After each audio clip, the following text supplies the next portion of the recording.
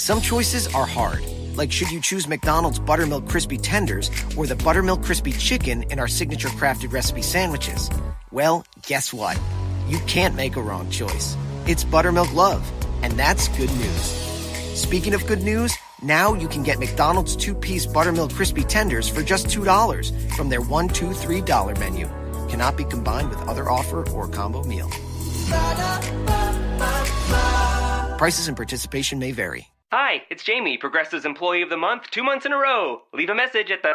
Hi, Jamie. It's me, Jamie. I just had a new idea for our song about the Name Your Price tool.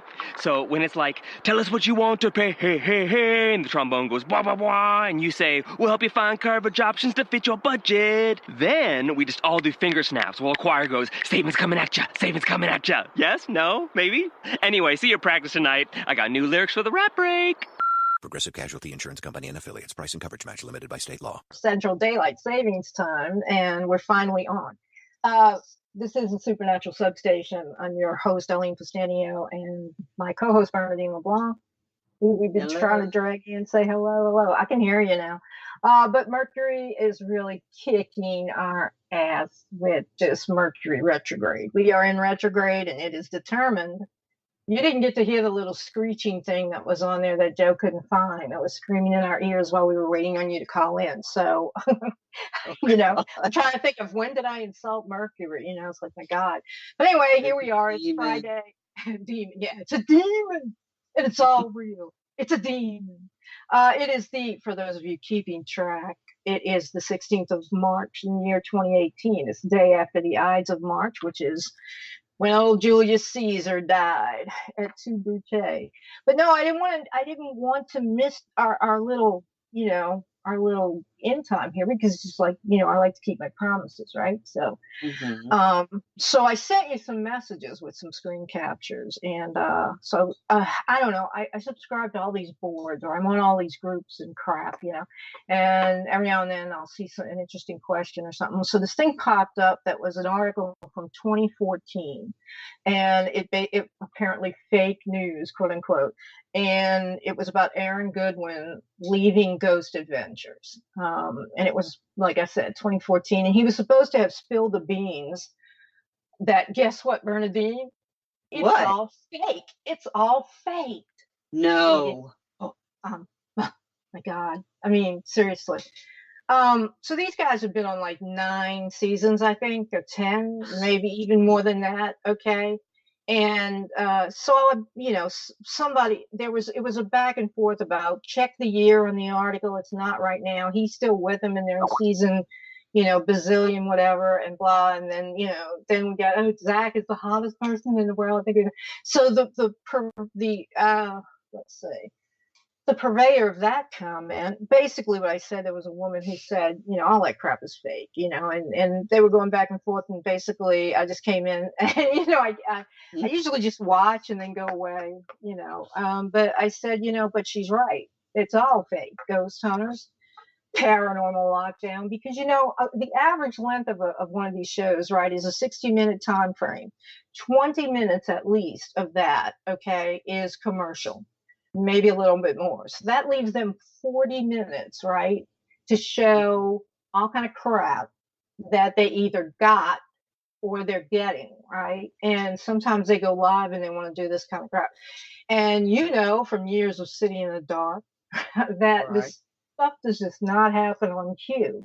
Unless you're a trance medium and you're in there, stirring it up and it answered you, it doesn't mean that anybody's sitting near you.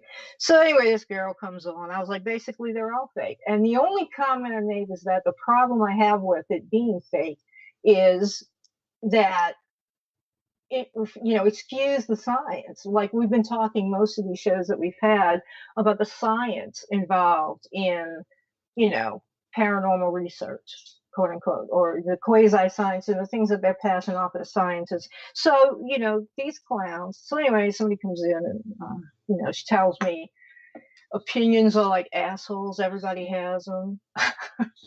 Well, and she said and she's like, I'm, whatever. She said, I'm really happy you made that comment. And she says, No one cares, but she didn't put the N-O. And you know me, the grammar Nazi. Yeah, see, hi. There's a space between N-O and O-N-E. Otherwise, it's a name. It's noon. So this girl's Dawn Raver, wherever the hell she is. And I promised her that I would talk about this tonight. So, Hope she's tuning in. I hope so too. If not, I'll send her the freaking link because I'm going to tell Dawn Raver, whatever her name is, something. It's all fake. Dawn Raver. You know? Yeah, we're not talking about the documentary type shows. We're talking about the ghost hunter type shows. Mm-hmm.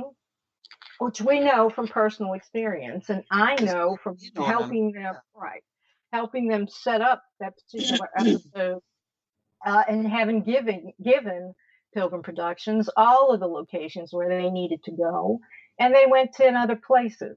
It's okay, and they just chose to do it that way, and then they presented it as something that it wasn't, because, you know, plainly speaking, the cemetery scene on the French Quarter Massacre episode is filmed 30 or 35 miles away from the bar, the Gemini Lounge. So Dawn Raver, open parentheses, Barringer, Hoselton, close parentheses, somewhere in Colorado. We hate to burst your bubble, but it's a bunch of bullshit, okay? Because, and as hard as we did try to give them the correct evidence that we actually gathered during the investigation, they never used it. Right, and that's why they never use it, because they want to make crap up. That's why. Anybody who's been watching Ghost Hunters, okay, the Ghost Hunters was boring in the first season because they were doing just that. They were saying this place ain't haunted, that place ain't haunted. You know, second season, maybe third season, Sci-Fi was telling them your ratings suck and you need to do something. So what does that get us? That gets us guys in black cloaks running along at the Eastern State Penitentiary. Black cloaks but khaki pants running up and down saying that they're ghosts and they're shadows, okay? Zach Bagans, I don't even know. Oh, he's the best looking man this girl ever saw. He's so really. I mean, still after all these years, still. Yes. Okay. I mean, he reminds me of George Clooney in Oh Brother, Where Art Thou? And I don't know if you saw the movie, but all throughout the movie, he's worried about his hair. Okay, and he puts one of them nanny nets on his hair when he sleeps, and he uses no, he does not. No, in the movie. And he uses Dapper Dan hair, you know, comb cream or whatever to get it the right way. And somebody wanted to give him a little canister of fop, and he says he only uses Dapper. That's Zach Bagans. If there was any more sticky whatever up in his hair, it would be like candy floss. He'd be making New Orleans Roman taffy out of that hair. I mean, and then he got the black rim glove. Look, I mean, he's on TV, okay? I guess he can do what he wants. But for anybody, I don't understand. This is not 2000, whatever, when Ghost Hunters just appeared. This is not when the first shoe dropped on this big second wave of paranormal exploration or whatever it is, okay? And anybody at this point who believes that any of the crap they're seeing on TV that is entertainment based with these teams and all this other stuff is real should get another hobby, okay? Or full-time manage the Zach Bagans fan club, okay? Because none of it is. And none of it. I mean, seriously. And you know, you can go to any sort of entertainment. Like, you know, I was watching this thing about Pink Floyd the other night, and they were talking about Wish You Were Here and all this other stuff. And, you know, how the record companies would put pressure on them. You got to get a record out. It's the same thing. It's entertainment. You know, I mean, you might like this big guy walking around there, you know, yelling and looking for whatever, which he's toned down, you know, but that's fine. If you look in the car, you know, you're looking every week to see him, that's fine. Okay. I mean, but don't believe that this crap is, you know, I mean, I'm sorry. They can have 10 gizmos, and, you know, and something's going to happen. I guarantee you they won't have the camera on. Okay. I mean, and they're falling over each other. Lockdown. Okay. What is the other one? It was Ghost Asylum, and now it's Haunted Towns. You know, these bunch of guys from Tennessee, they were the ones starting to build the gizmos, okay? We had Deep South Paranormal. We had, what else did we have? Oh, I don't know. I mean, pick pick and choose. Any of these people on TV, go What was the one soft. from England? Most Most haunted. Haunted. Oh my Yeah, God. most haunted. I had to Well, stop watching. yeah. I'm sorry, but I People don't love realize if the ratings are low, then yeah, they don't have they're a gonna show. throw more rocks. No, they're gonna So they throw have to Derek do Ford to something the for yeah, the ratings.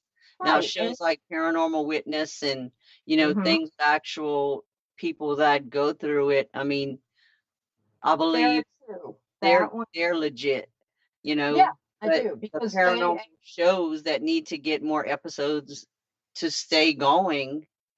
I yeah, mean, if you're not a paranormal investigator, any paranormal investigator can tell you, you would have to sit in your dark room or a dark house or a haunted house even for hours and hours and days and right. just to get one little piece of evidence. So if you go on a show that's what, an hour Hmm. maybe, and You you got to see give them yeah, a good what 40 five minutes down. That's all big you got to old, give. like a table throne and all this. I mean, Mhm, really, as long as I've been doing this, that's mhm. never happened. Right, And it's exactly. taken me years to get evidence from the little bit I do have. And both, don't forget, we both lived it. I heard a table being moved by I mean, poltergeist, it but is it did true that tip there both. is Yeah, haunting. yeah, that is the truth. And you're right. Paranormal Witness. Um, I can say it's really good because they contacted me about what is in my book and the problem that I had. I said, yeah, I'd love to do the show, but they needed more eyewitnesses to the event. I mean, even though my cousin was involved, my brother was involved. I know my brother knows that some of the stuff was true, right? That all of it was true, but his portion of it. But he's, he works. He doesn't want to be on TV and go in the next day and everybody laughs at him because he lived in a really haunted house, a demonically haunted house. So they said, we're sorry, we can't use it. Now, any other show would have said, oh, that's all right.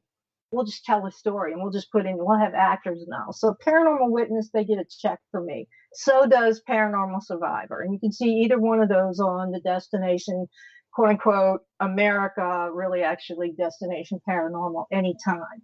But you cannot, with a straight face, come to anybody this far into this moment of paranormal exploration and tell them with a straight face that you believe that what you've seen on TV is real, right? So, Dawn Raver, whatever Hassenpfeffer, Binkermeyer, whatever your last name is, everybody's got an opinion, right? Opinions are like assholes, and you have one. And like I said, why don't you now go out and get the Kool-Aid and the cupcakes with the K for your Zach Bagan fan club meeting? Don't like it? Let me know. Let Bernadine know. Because we'll be happy to tell you off air as well. If you believe that, you need another hobby. Okay. So anyway, that off of the chest. That in a week of a puppy dying on a plane. Did you see that? The little black French.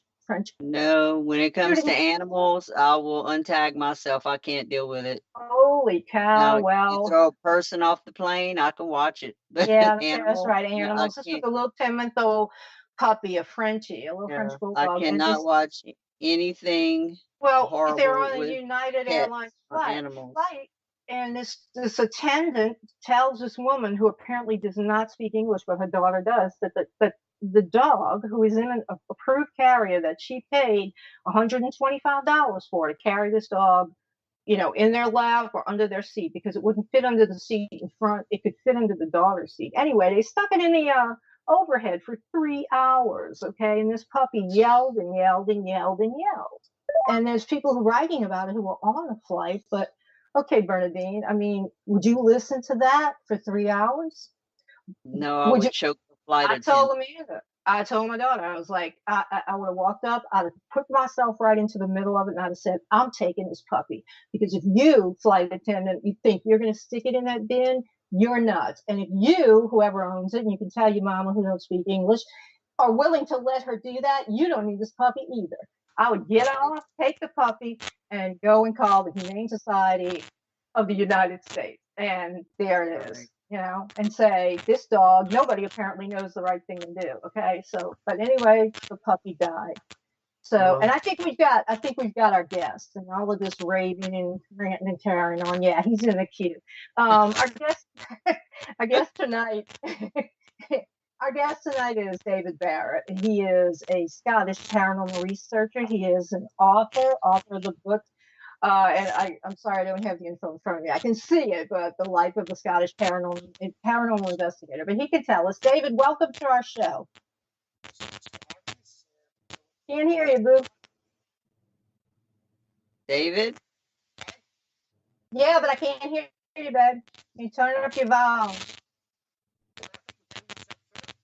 Oh my goodness. Oh my goodness. You sound like you're in Scotland, like we can't hear you. I don't think it's us now. I don't think it's ours. David, why don't you hang up and try again, and I'll let Joe know. Thank you. Okay, let me just tell him he's going to try again and type and talk at the same time. But anyway, yeah, where he is, it's like 3:30 in the morning, so we want to make sure we get him in. I'd like to change places with him. I'd like to go see Scotland again, but never mind. But anyway, yeah, it's been a terrible week. I don't know. I guess I tagged you on this. I think it was the turtle. Did you see the one with the snapping turtle? Did you see that? No, I untagged myself.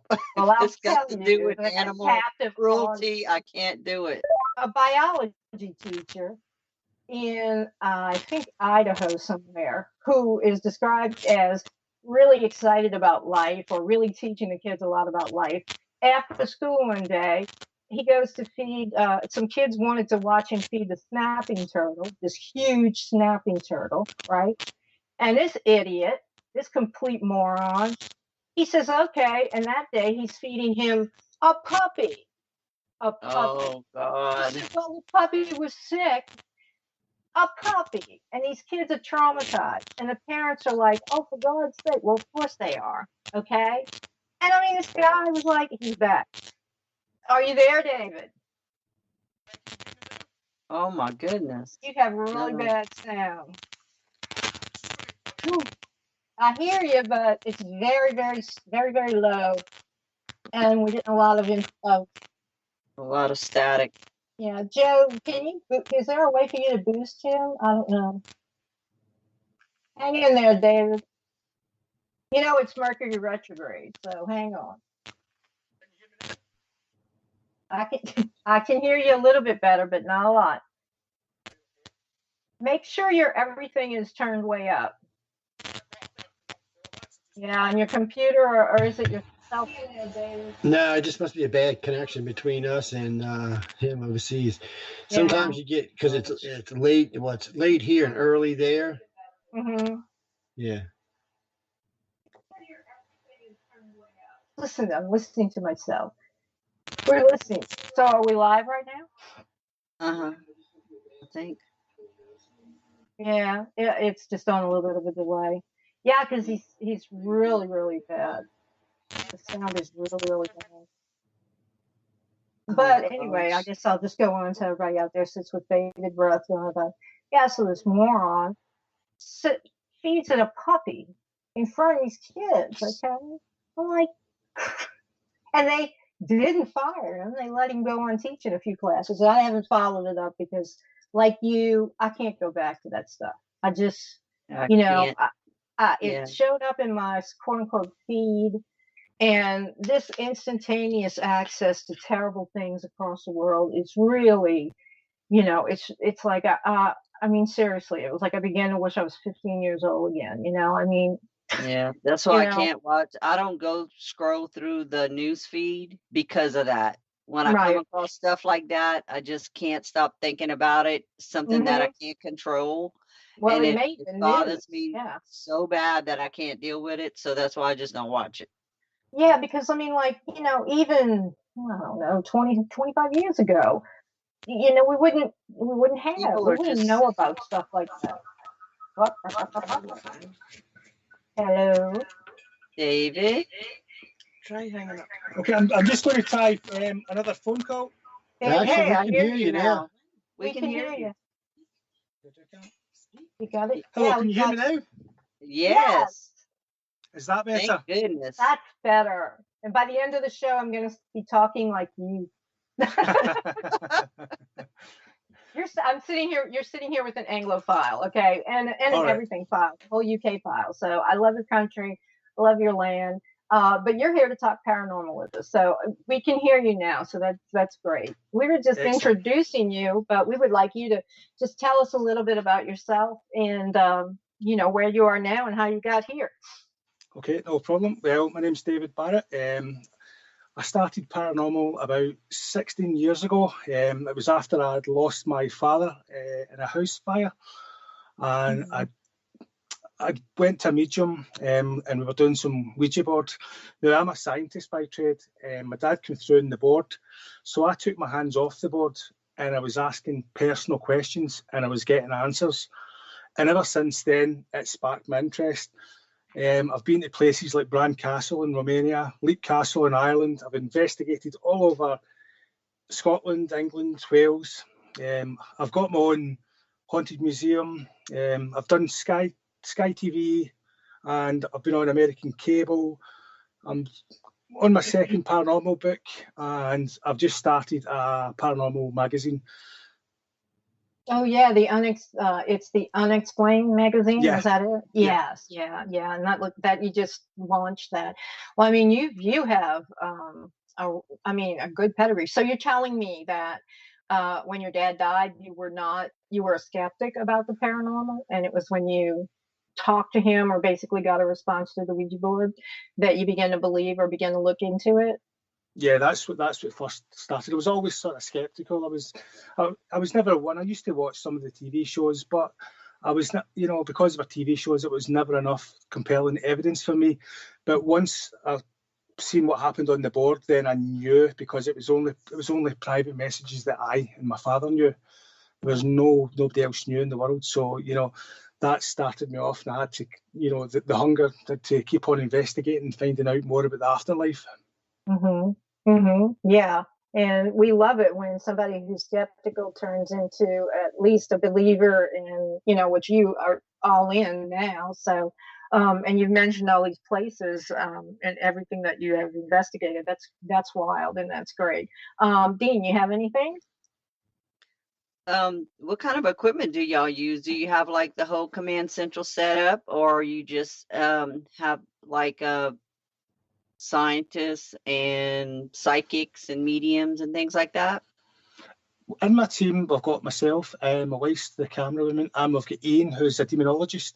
He speaks Latin and Sumerian languages, and we also move spirits on as well. We've helped out families throughout the UK as well. They've had maybe some problems with some poltergeist activity, for instance. But what we do, our equipment is, we like to use scientific equipment like the tri-field meter, these types of things. But my speciality, and it's all I use at the moment, I actually do like Facebook Lives every Sunday. I do ITC. Now, what I use EchoVox and Gemini apps. But the way I work, it's all intelligence. For instance, if I'm doing a live on Sunday, I've got a pack of cards, and I'll hold the card away so that there's not any audio pareidolia, and I'll ask, what's the card? And I'll get the card. I'll even pick up two cards, like a 4 and a 5, and I'll ask the spirits if they can add them up, and I'll get 9. I get the viewers coming on, and I get the spirits to say their name or their second name. This is all on a Facebook Live. It's on your face. Is it on your Facebook Live? It's on the page. It's on Project Paranormal. I do one every Sunday. Okay, good. Wow. I didn't know that. Yeah. So we're gonna have to do that. I'm writing notes as you're talking. Dean's the tech person. I'm sort of I'm the occultist basically to her. I've done a lot of occult analysis. Get it out for most all of her when she's got a really complicated case, so I have said, me sitting in an investigation, I'm just going to put on a pound because I'm beating all the snacks that Dean brings and everything. But you've just mentioned some really really frightening places. Leap Castle. This came to mind. I know you've heard of it in London, 50 Berkeley Square. It's legendary. It's the legendary haunting. Have you had occasion to go in that building or, to investigate it? I think it was a bookstore, but I don't know if it is now. Yeah. I've not actually been there, but one of the most scariest places I've ever been is actually in Scotland. Now we film all our stuff on YouTube as well. Now it's an abandoned, it dated back to like the 1500s, and it's all abandoned. But when we went in, we were getting reports of teens going in there, and they were terrified. So we went down there to do a bit of investigating, and we found on the wall it was some sort of like summoning, like bringing something dark forward. Now Ian couldn't decipher it. I sent it to all the demonologists all over the world. We can't decipher it. It must be something that's, that's just to that specific area. But when we started up the ITC, we were getting things like I'll Make You Bleed, Hell House. We were getting He Who Watches, Nagal. Now, as you know, Nagal is, it's the great watcher of the underworld. We got Nero, we got We Are Legion. We were getting a lot of demonic names coming through. Now, obviously, we don't show any fear because we're just not like that. We were thinking at the time there's nothing demonic there at the time, because if there's anything demonic there, it's most certainly not going to give you its name. So we were thinking it must be some sort of gatekeeper. But Ian actually done a removal on it, and we always like to ask the spirits to come forward, because Ian can sense the spirits when he's going to move them on, and we asked, we says, can you tell us what prayer Ian's going to say in Latin? And clear as day, on EVP form, we got St. Michael's. Oh, wow. Oh. Yeah, and this is all recorded. And we got how many spirits did Ian move on? And it said 8. And we said, how many negative spirits did he move on? And it said 1. Oh, wow. Wow. The thing, we're just talking about it, but I know anyone who's been there is, your whole country is so magical. People think, tomorrow is St. Patrick's Day, right? So they think leprechauns and everything. But you have a history of, I know Ireland had the Banshee, but you guys had the Kelpie. Yes, the beans. Well, yeah, there you go. He's going to say it. You can say it in Gaelic. I can't say that in Gaelic. I can pretend to, but I can spell it. But you have there's a lot of fairy magic. There's a lot of that green ray sort of elemental that goes on in Scotland too. So what the scariest place, is that the scariest place of all, or just in Scotland that you have investigated? That's the scariest place I've ever investigated, because I'm closed off, so I don't generally see or hear spirit. I have seen one spirit in 16 years, and I've heard about maybe 5 or 6 sort of laughs or cries throughout my career in paranormal, so I'm pretty closed off. But even there, I felt, on edge. There was something dark within there. And what was your experience at Lab? Because that is notoriously bad for some sort of elemental thing that is that's taken up residence there. Yeah, Lab, at the time we went, it was it was quite active. We got a few things, but it's like I say to people, it's like we could go in the Friday night, nothing will happen. Somebody's in the Saturday night, and all hell breaks loose. Exactly. That's what we were talking about early in the show. It's like you can't plan it. And it's not, and it doesn't fit into the 40 minutes of television. So we were kind of challenged on whether it was valid or not. I just had to talk it out with Bernadine. But basically, what we see on TV is entertainment, except for a couple of shows. But when you really you get into the real deal like that, there's supposed to be some sort of a sheep, I don't know, sort of a sheep-like creature there, and Ubalay or Ubaled or whatever, where they threw the guy down. To die, and he wasn't the only. There was one guy that was like the brother of a priest, and he fell down there. But were you in that area? Did you investigate there? Yeah, we investigated there. We didn't get too much up at that area. We got more. I think it was sort of the middle floor. Where the tables were, and that we got quite a bit of activity. But there was no sign of the elemental. It only comes around at certain times, talking to the owner. It's. I think he's experienced it. I think it's maybe 4 or 5 times in the length of time he's been there. Yeah, are those the people still there who renovated the whole thing? Because I saw it a long time ago on the show. Okay, then it's still the same owners. I'm going to pitch it to Bernadine now, because I know she's got questions. Go ahead, Dean. I've never been in a castle before. That is on my bucket list. When we do win the lottery, we may come visit you and do all this stuff. But in a castle, is there electricity, or do they have castles that are still like original and they have all these stairs, you go way up, and then they have the dungeons and things like that? Is that like super mega walking you got to be fit to do? No, not at all. I suffer from fibromyalgia, so I'm not the fittest. Us too. So if you see me, I'm always sitting down, because I've always got my chair. Now, as for the castles, you've got ruined castles, some of them are very active, and you've got castles that's got some electricity in it. But Scotland's, I think, it's got the most castles in the world. Stairs? Yeah. Oh. Yeah. I went, when I was over there, I went into the dungeons at Warwick Castle down in Warwickshire in England. And actually, I couldn't make it 100% into the door because the vibe was just so bad down there. So yeah, Dean, I was able to walk up to the top of one of the towers too, but I can't do that anymore. I can't do it anymore. I can say I did it once, but where in Europe? I mean, I saw you on Facebook. You said, "Hey, if we're ever interested, if I get over there, I wrote you back and said I'm hoping to be there sometime next year. So I am gonna want to see some of these places now. But in Europe, because the history there that you've got is so old and antique. So how did you? What's the best one in Europe? You mentioned the Castel Bran, which is Vlad's castle down in Romania. And so, I mean, what are some of your favorite haunts from there, and some of the things that have happened to you? Yeah, well, actually, when we were at Bran Castle, we were doing a seance, so around a circle. I'm sitting on, if you can imagine, this tombstone that weighs about 2 tons. It's all stone, and we've got trigger objects around me at the time. And there's a couple of mediums in the group, and they see something black going round the group. So I'm just sitting there. Next minute, all the trigger objects, the little cat balls that flicker. They all started getting off. Next minute, I get a pain in my side. So I've stood up straight away. One of the mediums have said, I've seen something black flying into your side. So I'm like, oh my God, this is, it's what I've always sort of wanted, to be touched by spirit. And, I'm overjoyed. But I then come back, about 4 months later, I'm then suffering from kidney stones. So I don't know if that was a spiritual or it was medical, Wow. So maybe the spirit was trying to tell you had kidney stones.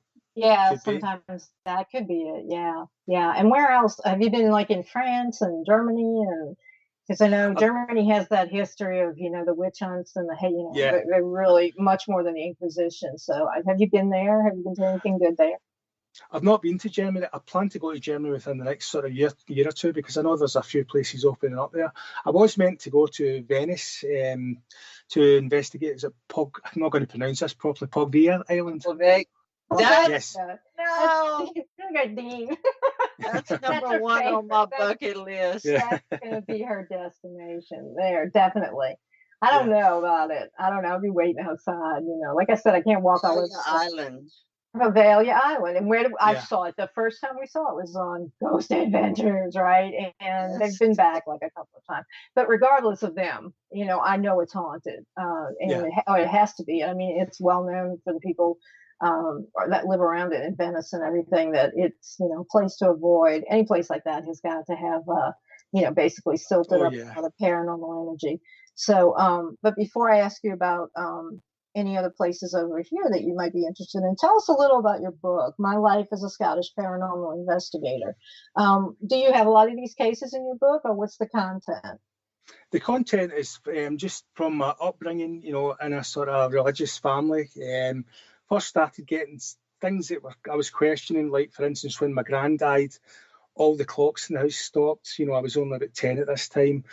I was brought up in it was a Catholic family, so we didn't really talk about spirits and things like that. Even to this day, I don't speak about it with my mum. And then just really starting from from my dad passing, and then it really was just telling all the experiences I was having from all the investigations. And we when I got my haunted museum and all the items I've got, and I tour festivals sometimes with the haunted items, and just telling some of the experiences I have in my house, with haunted items. Wow. Yeah, because you've got a doll on the cover of it. Yeah. Mm-hmm. So, and some kind of little Christmas doll, definitely. We have you ever do you ever go like kind of into the UFO stuff? A lot of people do, but some people don't. I mean, how do you feel about that? Because we did. Nick Redfern was just on the show ahead of us, and we always Yeah. love to have him on. You know, I mean, he's just a wealth of information. But how do you feel about that? Because I know that crop circles are like they probably started, but they started in Wiltshire in England. But that's probably the first Yeah. time I heard about it way back when. So how do you feel about that? What do you think they are? Are they really extraterrestrials or intraterrestrials? I mean, you know, like fairies or whatever you think. It's quite a hard topic. That it's what I have noticed is wherever there's UFO sightings or there's paranormal sightings very close by, or vice versa. I've noticed there's a bit of a connection with that. It's something that we're going to be covering in the magazine, the UFO side of things, because 10 miles from me is the Scotland's hotspot from the UFOs, which is it's called Bonnybridge. There's been a lot of UFO sightings there. Yeah. Dean, come on in. You said your demonologist speaks Sumerian? Yeah, in Latin, yeah. In Latin? And do you get a lot of EVPs with that language? Yeah, Ian does sometimes. We do get, because obviously Ian can pick up on a lot more, and they maybe get like spiritos and, and certain like sort of Latin phrases coming through, depending where we are. It's an old iron fort. It was 2,000 years old, and this would have been the time when we'd have been speaking Latin, and we've got a lot of Latin coming through as well, which helps back up. It's like crossover evidence for us. Wow. Yeah, Sumerian. That's kind of a challenge to master, and it's a pretty specific group of demons, I would think. That or demons and deities. Deities, yeah, that would be that would come through in Sumerian. Egyptian would be another one. So that's really interesting. And have you been anywhere where he's like faced a real one of those sorts of demons? Because I always say, and I don't know if you feel the same way, but a lot of people that are on TV again will immediately go to it's a demon. It's a demon. It's like it's the big and then now what is in vogue is to call oneself a demonologist when they have no clue what a demonologist is, does, or what, So Ian's I don't know how you 10 feel. years. It really annoys me because Ian studied for 10 years. And also, what really gets me is something swears on the ITC, automatically it's a demon. I swear sometimes I'm not a demon. Every single human that's ever lived has sworn at some point in their life. So, it's when a lot of investigators have noticed a swear word will come through. Oh, that's demonic, and it's a big hip thing. In 16 years doing this, I've never dealt with anything demonic. I've dealt with negative spirits, but nothing demonic. Do I believe demons are real? Well, yes, I do. But, I don't want to meet one, because it's not like the movies, it can take a lot of times to get rid of it. That's exactly right. That's why it kind of irks me when they do it. It's because the really bad ones, which I like to call it, the hypercosmic demons, the really serious guys that, got in here when God got here. They're very difficult to get in touch with. But I've seen people just throwing around their names and saying, oh, it's this one or it's that one. And it's like, okay, go run around calling the thing. But it takes a lot of hard work to get in touch with that. So I just think it's doing a disservice to people who are just coming in and learning to just say, oh, well, if it's bad, it's a demon. If it's bad, and that's not always the case, obviously. No. It's high and lower energies. As I like to say to people, it's you get high energy, you get low energy.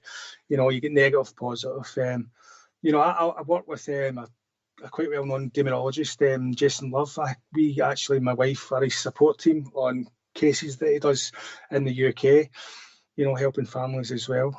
Well, then, I mean, because we often kind of default to Ralph Sarchi, who was in, Deliver Us from Evil was about him, but I mean, he's a real in your face, he will definitely tell you that's not a demon at all. So, I mean, we've talked about it for a long time, about how these people just immediately. How do you feel about provoking? That's that kind of preceded the demonologist thing. How do you feel about that? I don't like it. It's not something that I believe in. It's I'm all about, you know, respect, even if it's negative. You know, I won't provoke that. You know, there's no need for provoking. That's just all for entertainment, provoking.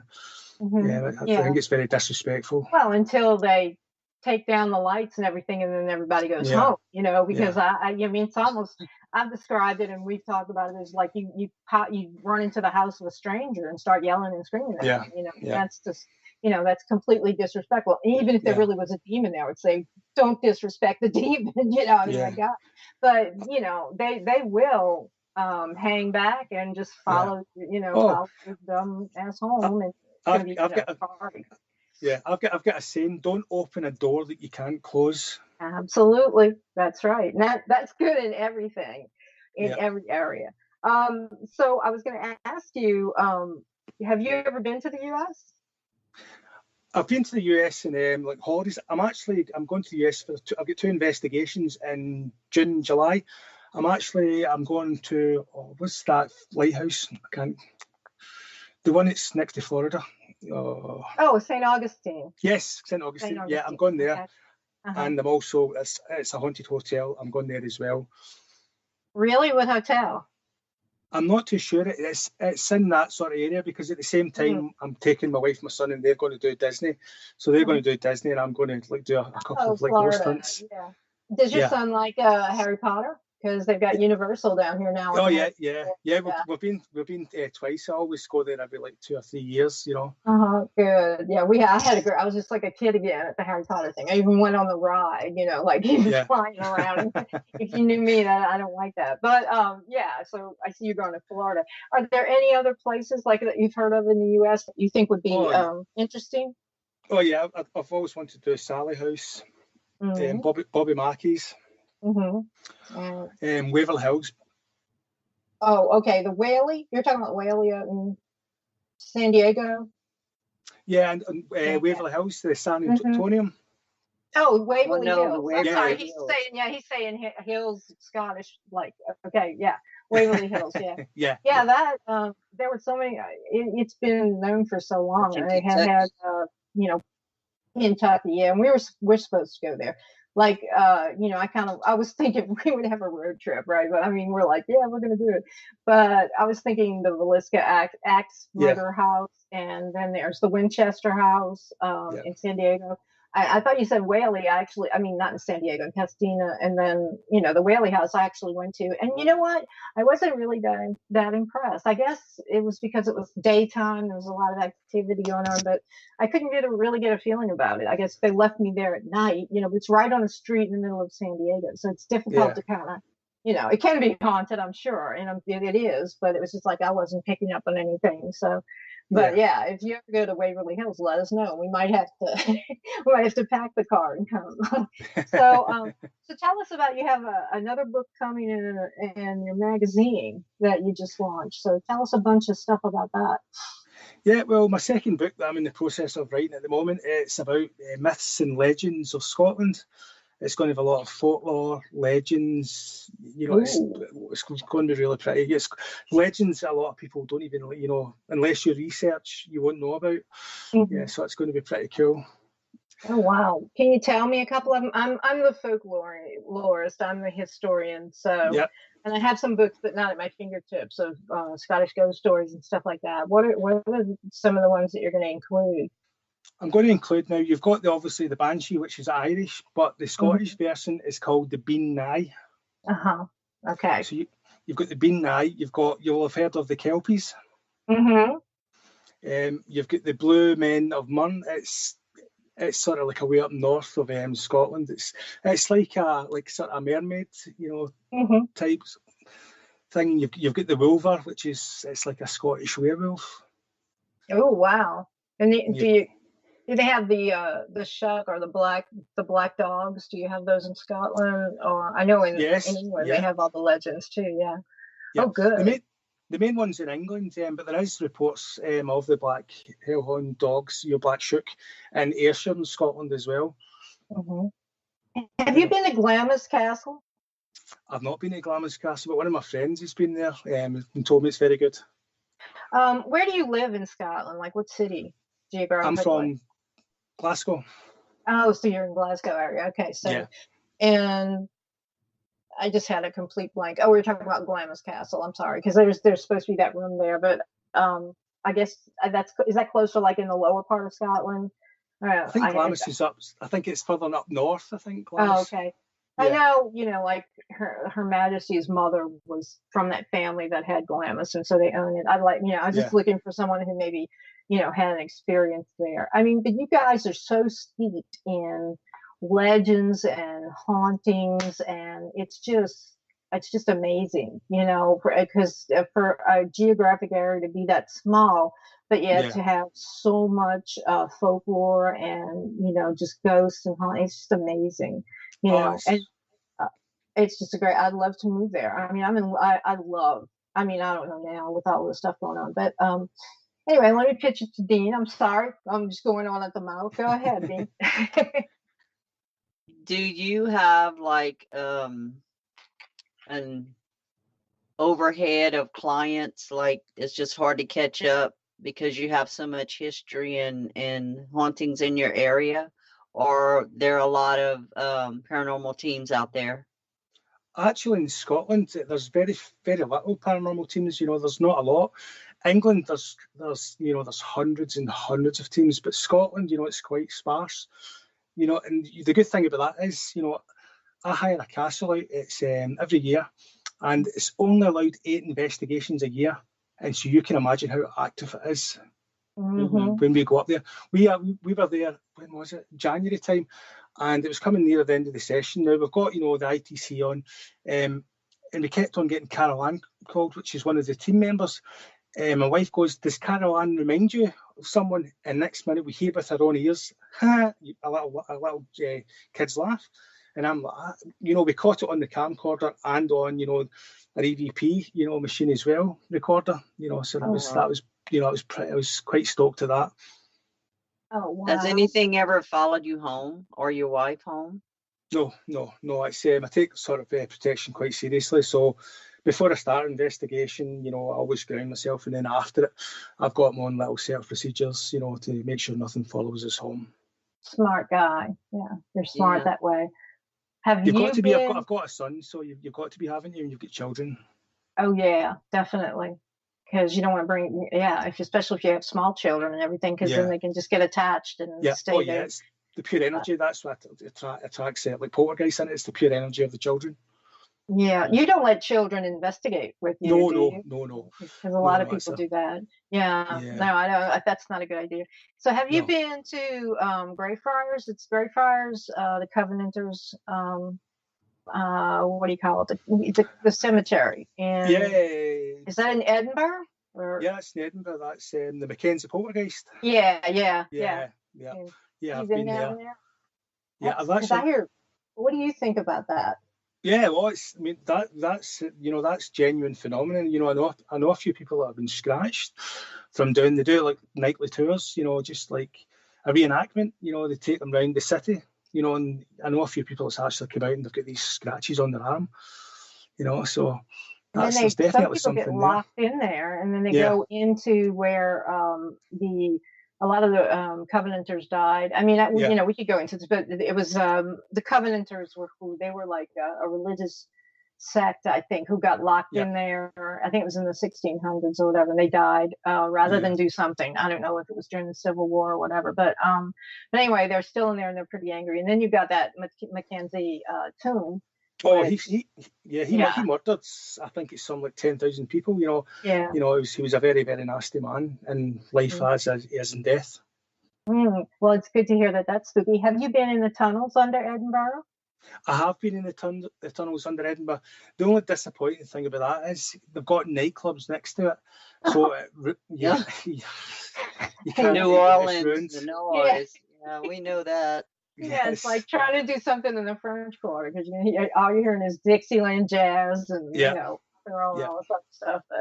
But that's kind of I kind of figured that because it was becoming so popular with with everything. You could just hear the tunnels and everything. So, but I definitely I can just keep sitting here thinking, have you been? Have you been? Have you been? Because I want to know, if they're really haunted. But I would say, like the monk's house, which was done actually. Oh, Have you been there? yeah, I've actually done a little Facebook Live there. It's on YouTube as well. And we got the little cat balls, Now, they were going off on command. Now, I even in my Facebook Live, now I'm a big guy, I go up and I'm jumping up next to it and it's not going off. Physically had to be touched. We've got all the lights out, and they're going off. And we got on the sort of, I think it was Ecovox I was using, and we got, what was it, Pritchard's pulled her by the hair. Black Monk a few times, and it was attacking me because I come from sort of like Knights Templar sort of like family background, and it did not like me in there. Wow. I actually had an experience about a week after or 2 weeks after it, and this is probably one of the few times I've been scared. Now I've got a beheading sword from it's Tibetan. I've got that in loan at the moment, and it's got a lot of bad energy and it gives nightmares. Wait, you've got a what? A beheaded? Wait, what? Back up. Oh, a beheading sword. Oh, I gotcha. Okay. Yeah. I thought that's what you said. And I was like, well, you got a beheading sword. I got yes, that cut off heads. And what do you have that for, David? What you got that for?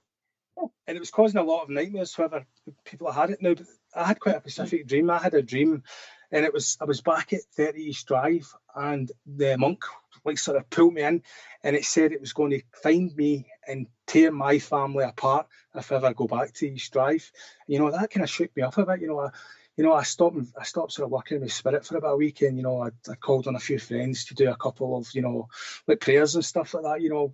Was it a dream? It could possibly, but I don't like to sort of mess with these types of things because, as you know, spirits are one of the easiest ways to affect you is through dreams. Yes. Yeah. Especially but there's something there. There's definitely something there. There's a God, there's so many. I mean, there's so many places, and they say that that's the most haunted house in Britain. Is it? Yeah. In your opinion? Okay. I think so. Yeah, I could safely say that. Yeah. And so, in case people don't know, what is the history of the place?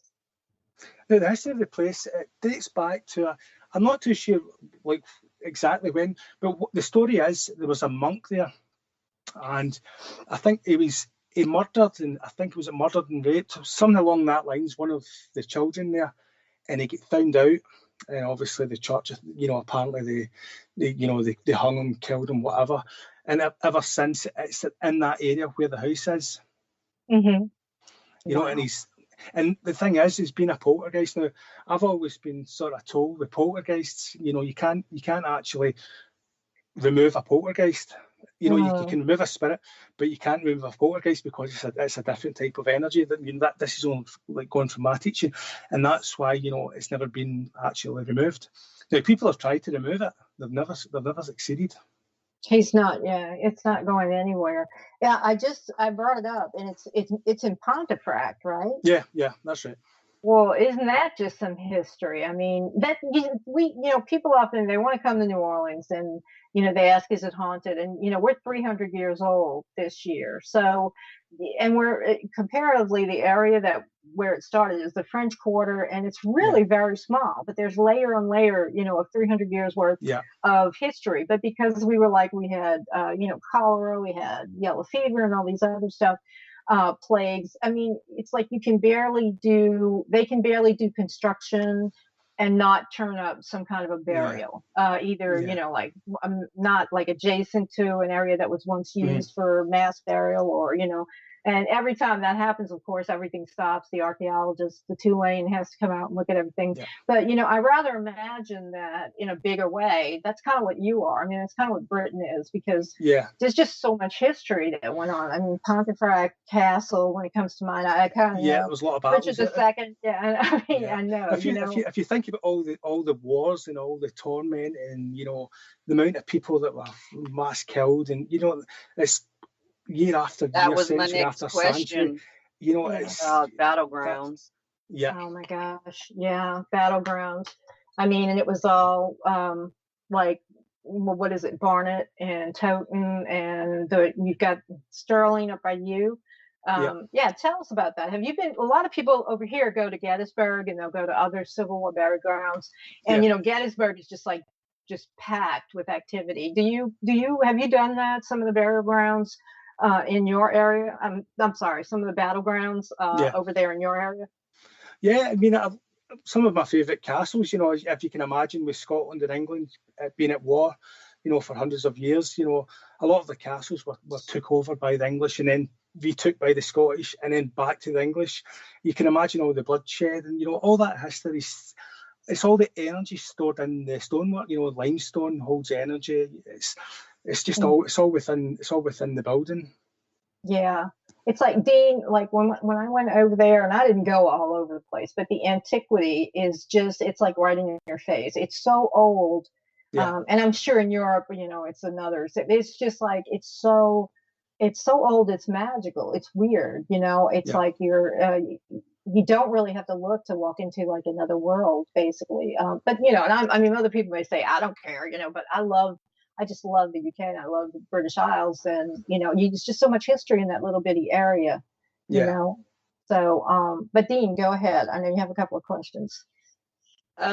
To switch a little bit around, I'd like to know, how do you get your items for your haunted museum?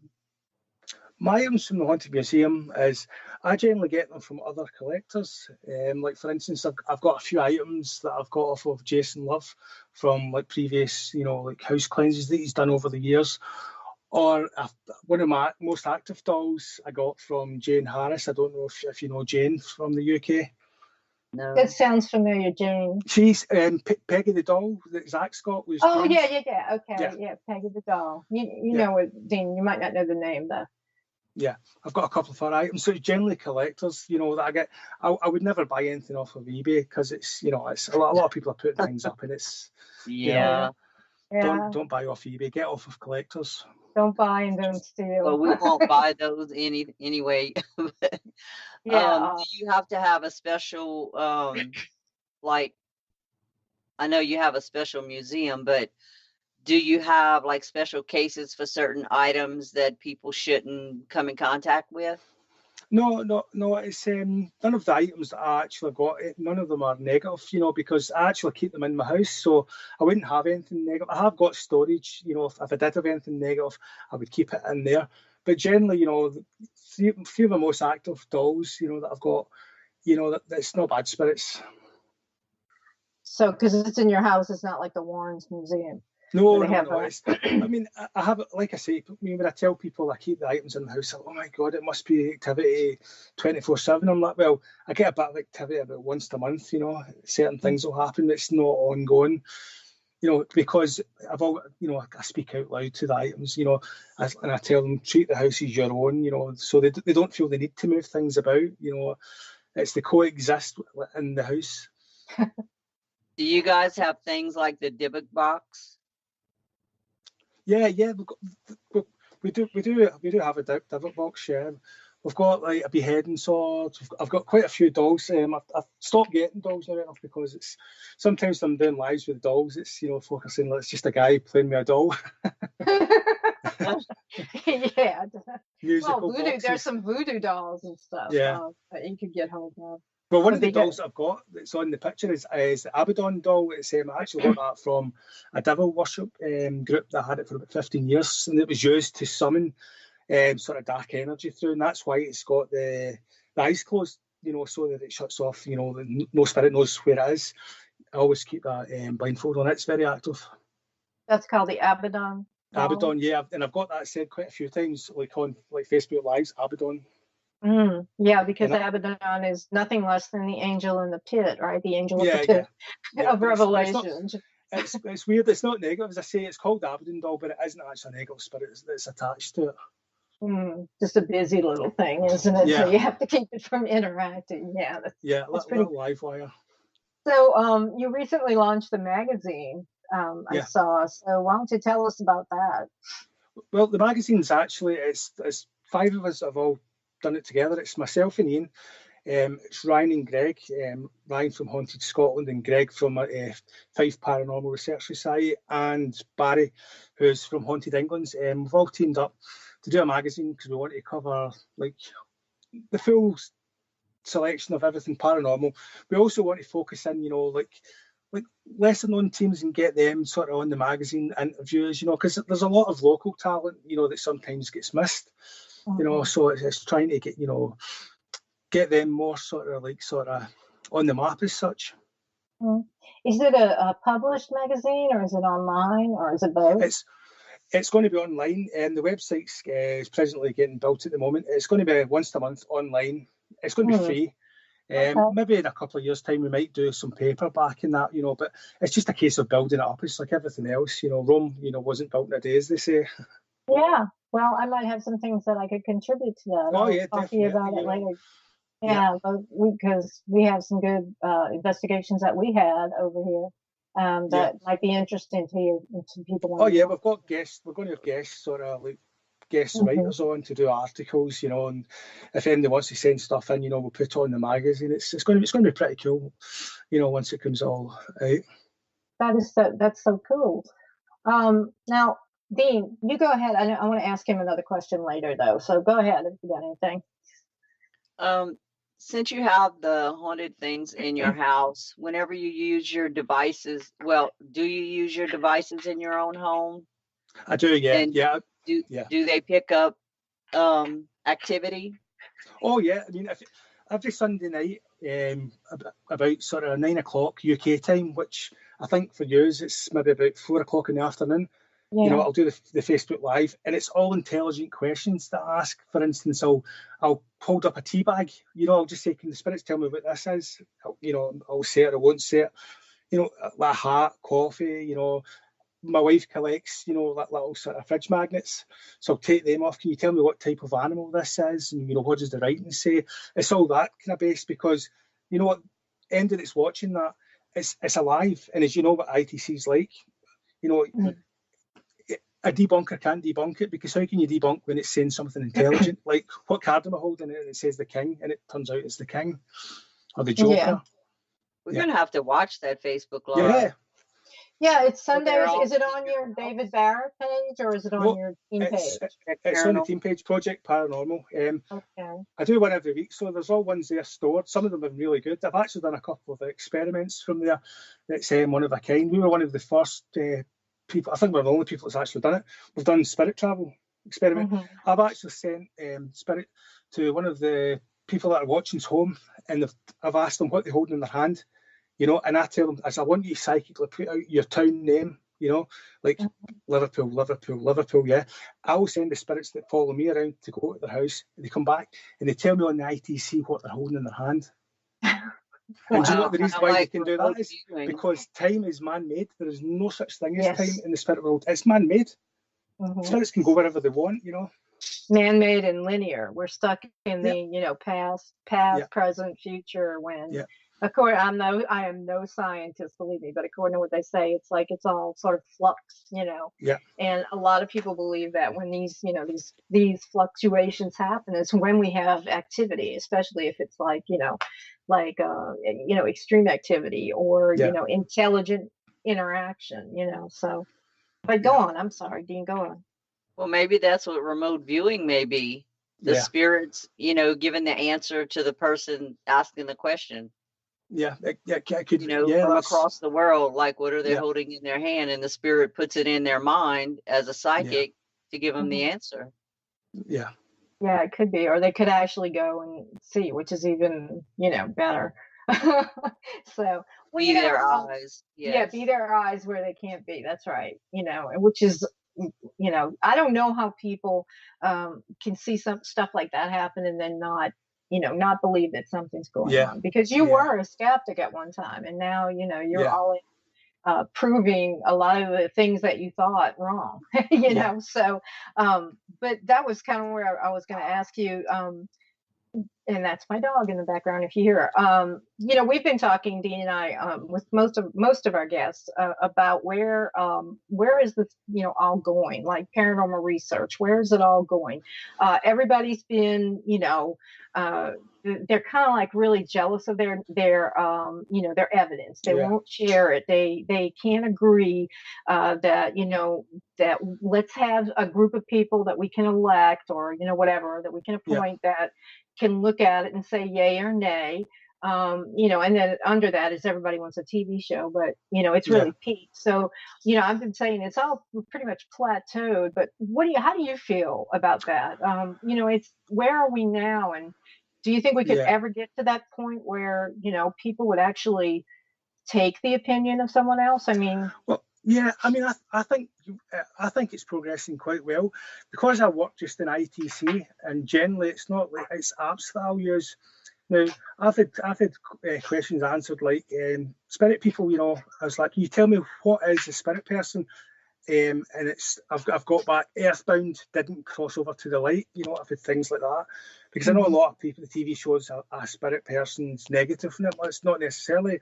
It can be positive or negative. The one spirit I've seen was a spirit person, and it was trying to get away from me. Mm. Well, hang on one second. Go on, Dean. I'm putting my dog out, David. I'm sorry. That's all right. Live radio, so that she doesn't bark in the background. No, that's pretty much what we've been talking about. It's like, the British Society for Psychical Research, which obviously, is still in existence. And so is the American Society. And we just find that the people that are famous have all this evidence, quote unquote, that is really, most of it not valid, just fakery.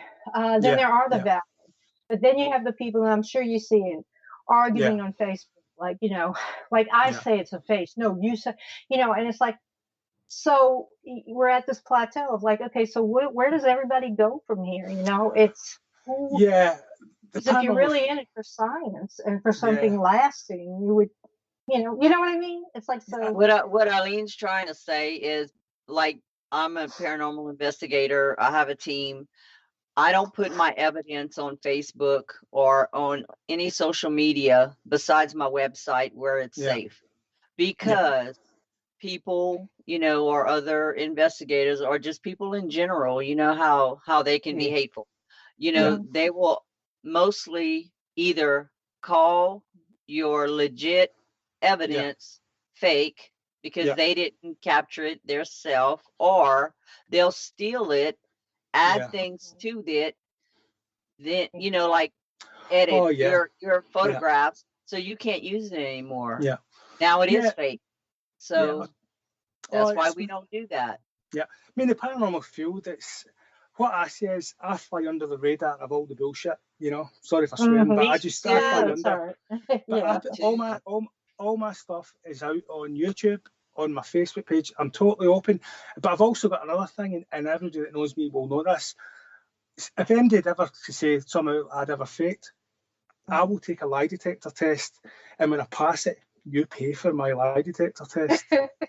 Yeah, that's a good one. So nobody's ever challenged me, because I'll take it in a heartbeat, and so will anyone of the team.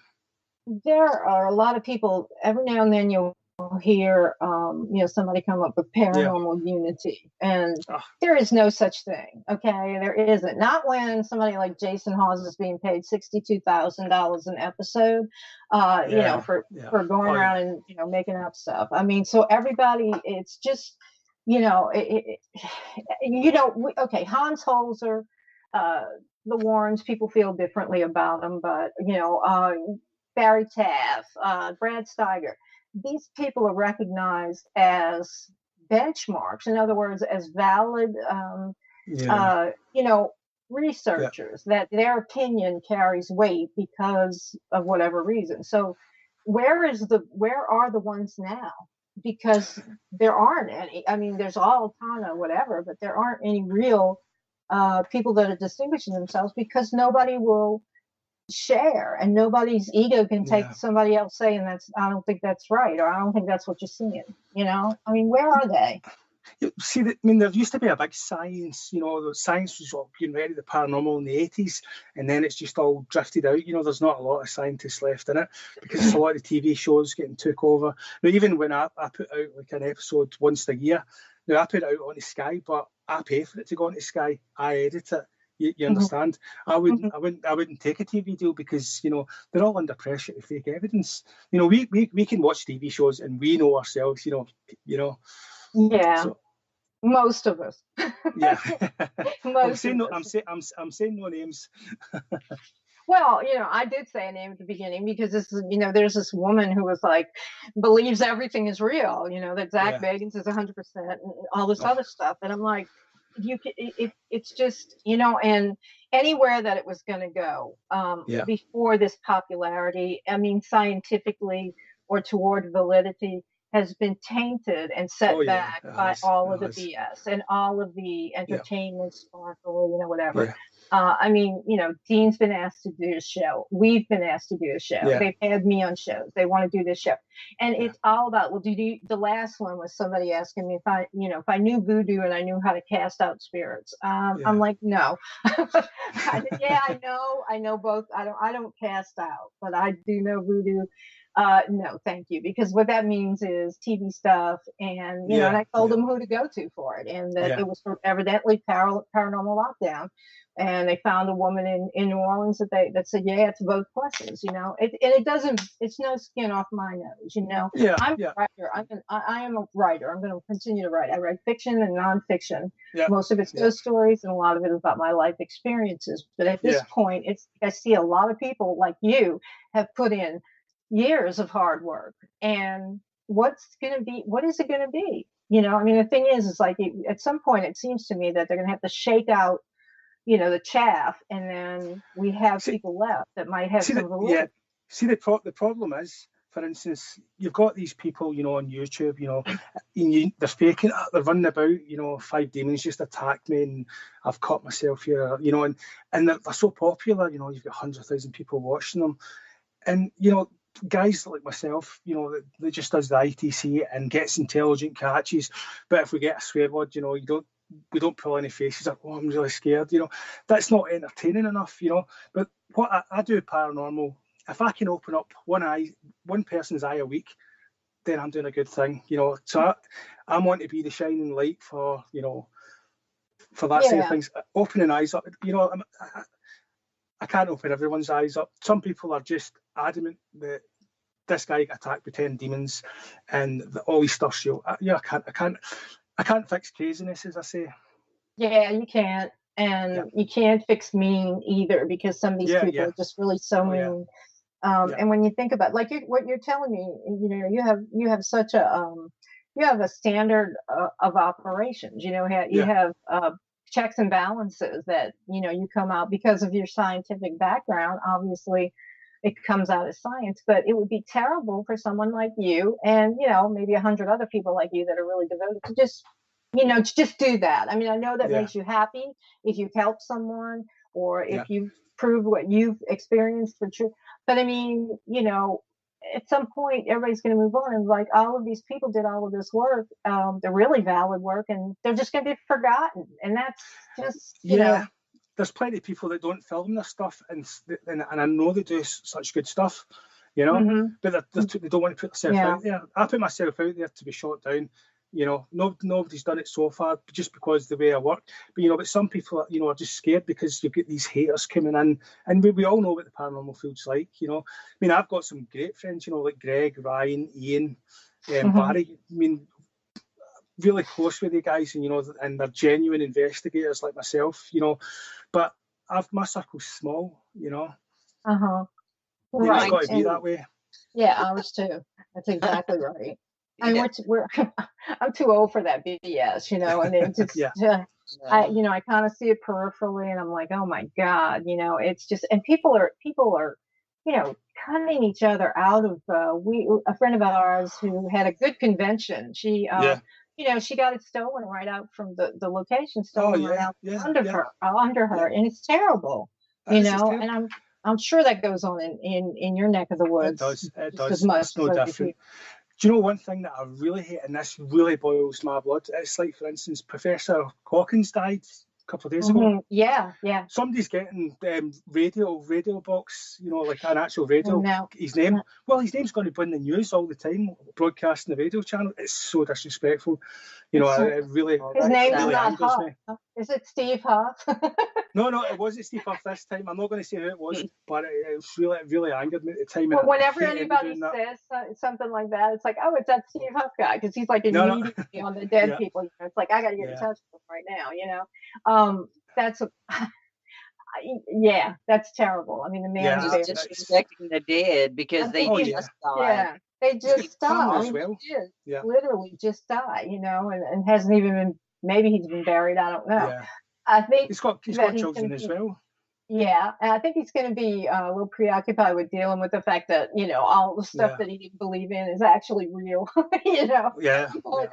But we lost seriously, we lost a great mind, with his death. And he whatever his beliefs were, he was one of the people who was like there to be able to put on the brakes of things like CERN, these ridiculous, the transhumanism, and the AI and stuff like that. He really was saying, you're playing with fire. You're playing with, you're trying to do the God particle, and you're going to end up with the demons basically getting in here. That's another one of my things. It's like those people at CERN, it's like the sky is falling. But seriously, I mean, we need some voices of, to temper the ridiculousness of all of the stuff, right? Yeah. So, all right, Dean, go ahead. It could be a dangerous thing. I'm letting the dogs in. We do. I know my team. I mean, even though we don't put our things on Facebook and stuff, we do what we do out of the kindness of our heart for free, to help people because they're afraid. And what we do is give them proof of what they already have or don't have, So we either approve or disprove what they're afraid of. And try to help them out that way. And I do keep my circle small. Now I do work with people from all over. If they have a client here that I can help, then I do that. If I can't do it, I find a reputable team that can, and vice versa. If I have somebody that contacts me from a different state and I can't get there, I have teams, I look up that are reputable that can help me out. That's what I call paranormal unity. When you help each other out and don't even know each other personally, but you can find out if a team's reputable or not just by Facebook or looking up on Google. So when you have, these certain people that you can fall back on, it does help because one team cannot be in every place at the same time because we have an outpour of clients. Now, I don't take every client. I don't know about you, but they have to, we kind of have to weed them out. Ask certain questions. You have to have an interview before you even make a decision on an investigation. But a lot of these teams just jump right in. And I think that is dangerous. First, you got to get a psychologist first. Watch for the warning signs. Ask certain questions, and if we're getting this back, then I can roughly say that's not the case, but it's all you're right what you're saying. You've got to ask certain questions to get to the genuine cases. And some you can wrap it up over the phone. Exactly. It's just some are scared, they just need a little reassurance that everything's fine. Well, sometimes you, like Dean, will hear something on your EVP or something like that, that you want to call somebody about, and I'm talking, she had a case that was truly demonic oppression, demonic possession, and you can tell him about it, but we've talked about it. We don't give the name of the person, but she called me and for Dean she ran outside of her house. I mean, I know you're not ashamed to say it. It's like, oh, hell no. So why don't you tell him a little bit about that and we'll see if he said anything like that. The guy had he was on medication for Yeah. schizophrenia. And he really wanted to know if, because he had all these problems for like 15 years, since he was Yeah. 15 years old and now he was 30. So he actually wanted to know if he was demonically possessed or if he was actually schizophrenic. He didn't really know Yeah. Yeah. because he was on medication, but a doctor cannot diagnose, Yeah. demonic possession. So he really didn't want to have to take medication if he was demonically possessed. So anyway, I told him, if somebody tells me something like that, I'll give them an hour or so of my time, but I'm not bringing all of my gear and my team and set Yeah. up, all this stuff just in case we have to like haul ass and get out. Yeah. So we actually did EVP with him and he started acting kind of strange or whatever. So I'm like, okay, well, we'll let you know and blah, blah, blah. Let's go by. So Yeah. we get home and I don't know why, but I didn't pick up that EVP recorder for 2 weeks because it kind of bugged me. Because he called me on the phone and I'd hear screaming and stuff in the background. I'm like, you need to turn your TV down. I can't hear what you're saying. He's like, my TV's not on. Yeah. So there's nothing on. So I'm like, holy crap. Well, I go and I listen to the EVP and actually hear, him say, I don't remember what it was, but you would ask him a question, yeah, and then you would hear in the intervening, David, she would hear the demon's voice, and then he would repeat what the demon said. Right, and he'd say the demon said, but I heard what the demon said before he told me that on the EVP, but it wasn't when she was sitting there, And I mean, this poor man, and I know since he was 15, but he was involved in ceremonial magic and ritual, demonic conjuring. And he did it to impress a girl. Right. I mean, I mean, seriously. And now he is plagued. And, from what Dean has told me, I know it's seriously, whatever they were working with, it's still with him. Once you're marked, that's you marked for life. Yeah. And Dean, I mean, you can go on and describe. I mean, the things. I've never gave him the evidence because, no. I'm afraid that he would try to commit suicide, which is what the demon would want him to do. Yeah. Right. So I've never gave him that. I told him, no, I didn't have anything because, I mean, that would be on my hands. Yeah, definitely. And down here, I don't know about where you are, but down here, the priest and they don't go to people's homes anymore and do exorcisms and things like that unless the church actually says go ahead and do it, which is rare down here. So the only person down here that actually does blessings for people, he's elderly and he don't go into homes anymore. So they wanted me to take this guy to meet them at the church. I'm like, no, I'm not putting him in my vehicle. Yeah. Well, when she ran out of the house, she called me and I told her, and she said, "Go, I'm gonna send it to you." And it took me about a year before. I mean, 100% because of the way Bernadine was acting. I was like, okay, I thoroughly believe you. But as it's going on, and she has gone back to try and help the guy when we had, we were talking to Ralph actually about it, Sargi, and he wouldn't open the door to. I mean, he opened it just like a crack to. Right. So he doesn't want help and you can't help him, because he's scared to death of these things. They beat him up, they rape him, they, torment him and abuse him. And if he tries to get help, they threaten to kill people in his family. And on that is a serious result of magic case, There is, my belief is, like for demonic activity, there is in certain cases that, you cannot defeat. It's that strong. Right. Yeah. And you have to walk away because otherwise your sanity, your family, and your life is going to be, oh, my dog is chewing a ball now. It'll go after what you love because you're trying to help what they're trying to get. Yeah. I mean, I've dealt with negative spirits, nothing demonic in that, which I'm thankful for. But, I'm a firm belief, like the demonic, which I do believe in, they know who all the investigators are.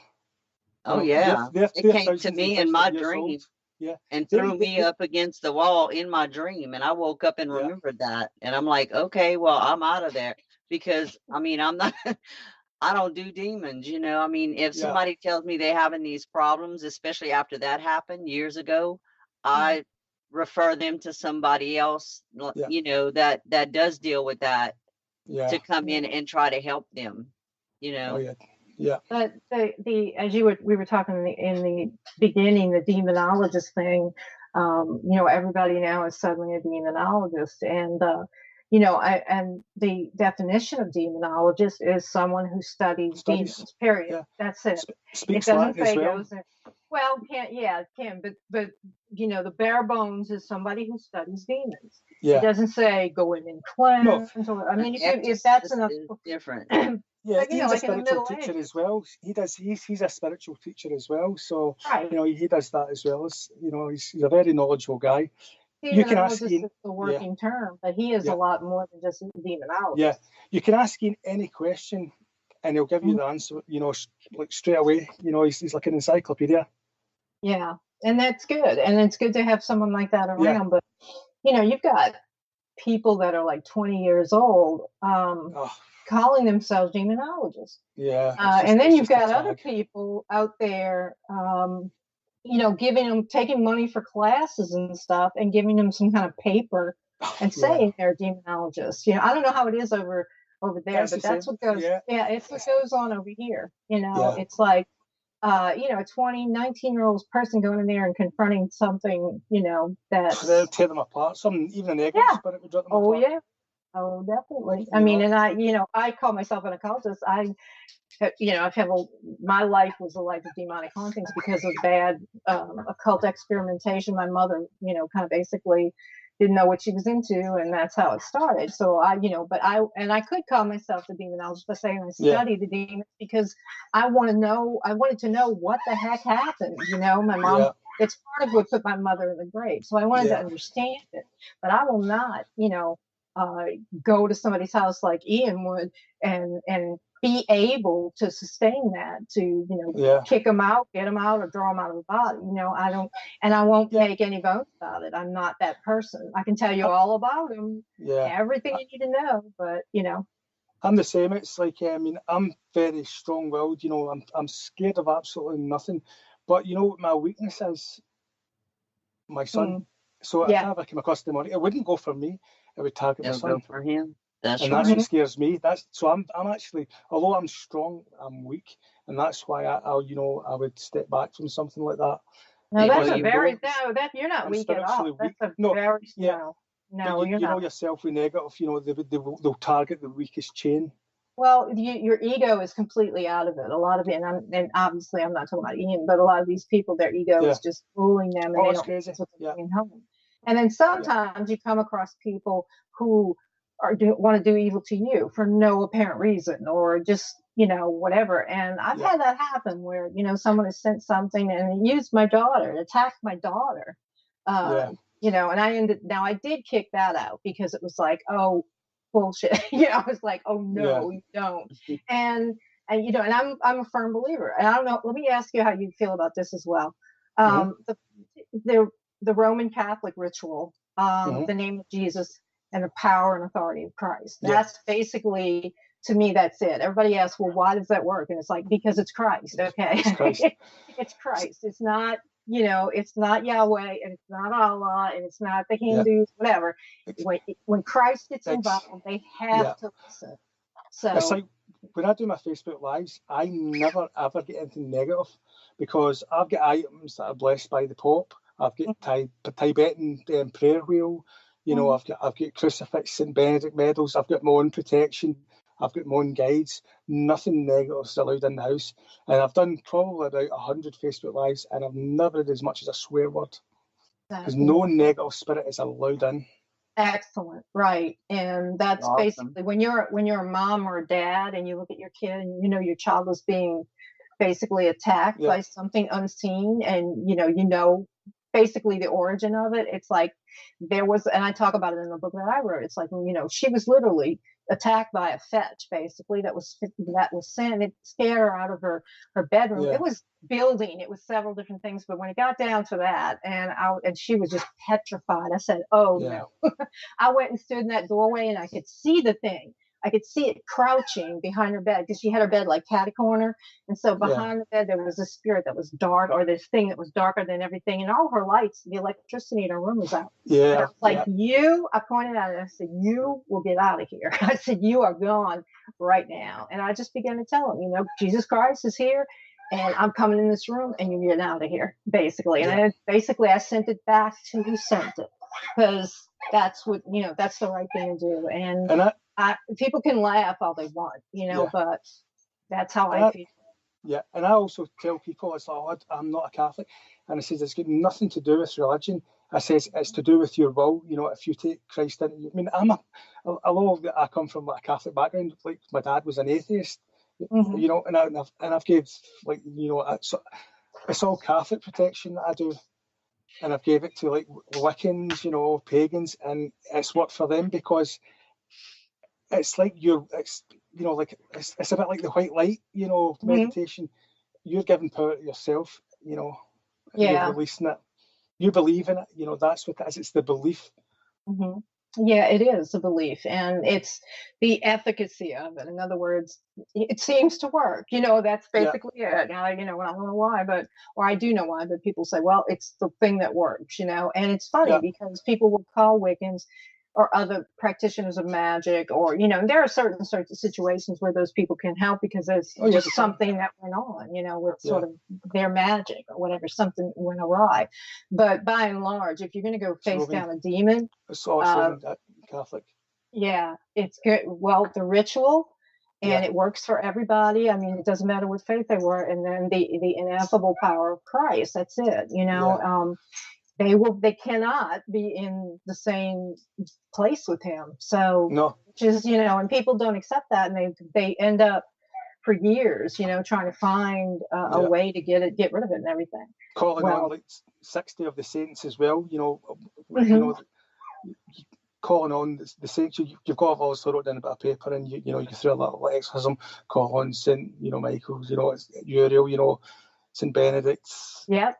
Saint Benedict, Michael, all and our arts, the archangels and everything. I mean, you're asking them to come in, I'm a proud Catholic, but I'm a traditionalist Catholic, which goes back to, like even I call myself sometimes a medieval Catholic, but I know, and so that's what I try to teach. It's like you don't have to be afraid. Like Dean said, there are things going on in the house, and sometimes, like Dean, like if they just talk to somebody, it helps them, if they're just able to share it. Have you had that happen, David? Like, where basically, they feel much better. There's something going on, but they feel much better just talking with you. Yeah, we get activity maybe about once a month, and we'll maybe be downstairs and we'll hear like rings getting dropped upstairs, and there's nobody upstairs. Or one time, it was only about 2 months ago. Now I'm downstairs because I'm a night owl, and Karen's she's up in the bedroom, and I'm trying to get to sleep. Now sometimes I can hallucinate in my sleep, and I heard David, right? So I just thought it was me sleep dreaming. I said to Karen the next morning, and she says, I heard that. I was like, really? Wow. Okay. So, I wasn't dreaming then. Lord. Karen said, like, Karen's a little bit sensitive, because she's been touched by spirit and she's heard spirit. Now, one of my dolls has got 2 spirits attached to it, and she always says he's coming because she's scared of the other male spirit. And Karen felt like, blow in her face, he's coming, and Karen came down and said to me, and I says, yeah, that's what Lizzie, that's the name of the doll, that's what Lizzie says in all the Facebook lives, he's coming, Wow. So it's stuff like that. And that's you're on YouTube too, right? All my stuff's on YouTube. Yeah, Supernatural UK, I've got loads of stuff. It's I do little documentaries What's as the name well. of it again, Dave? Supernatural UK. Oh, sorry, no, it's not. I changed it. Project Paranormal. Paranormal. I was just going to say, no, wait, that's I changed it. Project Paranormal When the Dead Speak. Yeah. I've got documentaries and all that, and like you can see Scottish Castle. I do little road shows where I tell you the bit of the history. That's just going to make me want to come over there more. You're more than welcome. Just let me know when you're coming over, and I'm trying. And I want to go to places that, I'll be going back, but my daughter will be coming, a friend of mine. I want to see London, obviously, and all, but I want to go to places that are basically, I hate to say it, but safer, and that I know that are off the beaten track, because I know things are just a total upheaval over there.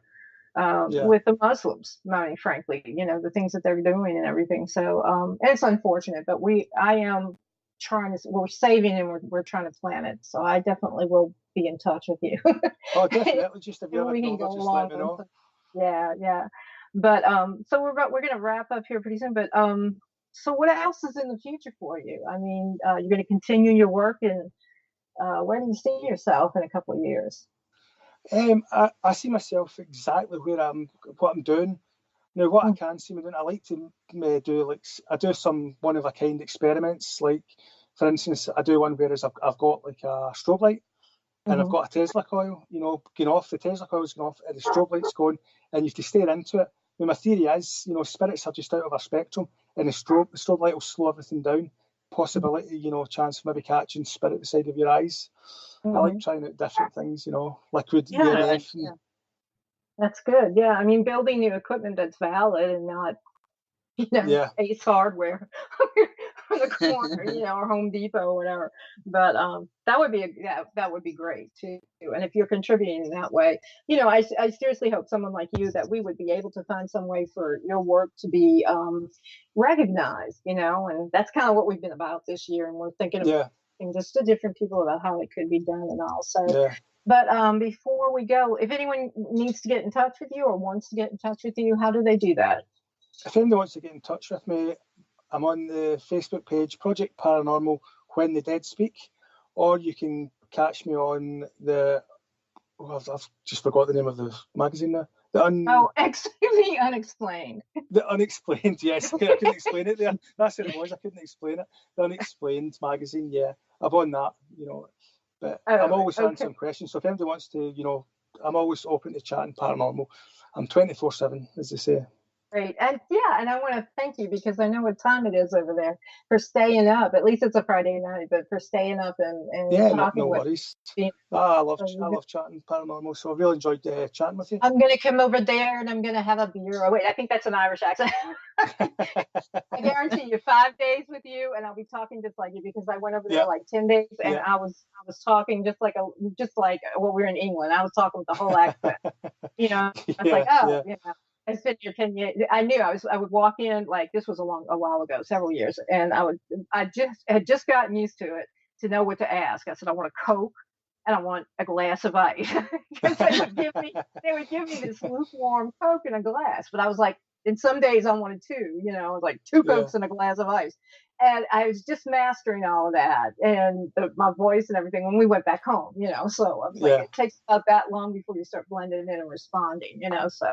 But it's been great talking to you. Really, really excited. Thank you. And thank you very much. And keep in contact. So no doubt I'll speak to you on Facebook at some point. Keep up the good work. Definitely. You too. Very definitely. And hopefully we can meet up either when you come our way or we come over there. So yeah, definitely. Sounds a plan for the future. I would love to. I would definitely like to see Glasgow, and I'd like to meet up with you and check out some of the spots and everything. So if you ever come over, I'll get an investigation on for us. That would be great. Wouldn't that be great, Dean? Yes. It would be in my favorite place on earth. Yeah. So some Scottish hospitality is brilliant. No haggis, though. Okay. No haggis. I'll drink the whiskey, but no haggis. I can do that. You guys take care over there and have a great weekend. Okay. Stay safe. Bye. Thank you, David. Bye-bye. Bye. Bye. Oh, I want to go to England now. I want to go to Scotland now. So we're right up. That was great. Yeah. So we're gonna have to start tuning into his live shows and everything. Definitely. So that's Project Paranormal, The Dead Speak, I think is what he said. And When the Dead Speak. When the Dead Speak, I'm sorry. And that's on YouTube as well. And he is David Barrett, Scottish paranormal investigator. His books also, and I'm sure you can get it from his page, My Life as a Scottish Paranormal Investigator, and he's got another one coming out. So that was a great interview. I hope he comes back soon and talks one day with us. But he agreed. It's all fake. I gotta get. I wanted to ask him about that guy on the Haunted. What's his name? that That they had. was Cora. Yeah. Yes, I almost did, but I didn't want to like offend him. Oh no, I mean, no, I'm pretty sure he would have had a big piece to say about it because, that's kind of stuff that gives people bad names, running around slipping out and making it up. So, and we knew that was bad. I mean, it's really pure entertainment, right? Mhm. Well, anyway, that wraps up another supernatural substation. If somebody's looking for Bernadine LeBlanc, where do they find you? They find me at lspr-society.com. My email is on there. Yeah, look for Bernadine LeBlanc, and you can find me at ElleenPastanio.net and my books. Books make great gifts any time of the year, and if you order from me through my website, I'll sign them and send them to you. We are Supernatural Substation page on Facebook. We have a YouTube account. I'm trying to keep it up. I really am trying to get all the shows over there. So, but anyway, you can find us on Facebook as well. And let's see. I think that's it. Oh, I know I've got another show coming up. Terminus at 2 a.m. Stay up, get scared, because tonight, the King in Yellow. So we've got 3 hours of really creepy music set up for you. Tonight, 2 a.m. at www.uprntalkradio.com. As I said, this has been the Supernatural Substation. Stay tuned for Kathy Bilski. We're going to go quantum, and we're going to get high with Kathy. Remember that we are on Spreaker, SoundCloud, the radio station itself, the UPRN main site. You can listen live to us there. And we are an iHeart radio partner. So everybody, schön begern. What is it? We're going to wear green. Don't forget to wear green because tomorrow's St. Patrick's Day. And you know what Sunday is, right? St. Joseph Altars down here in the South. So go get a free meal from the church. Anyway, have a good one. Say good night, Dean. Good night, y'all. Good night.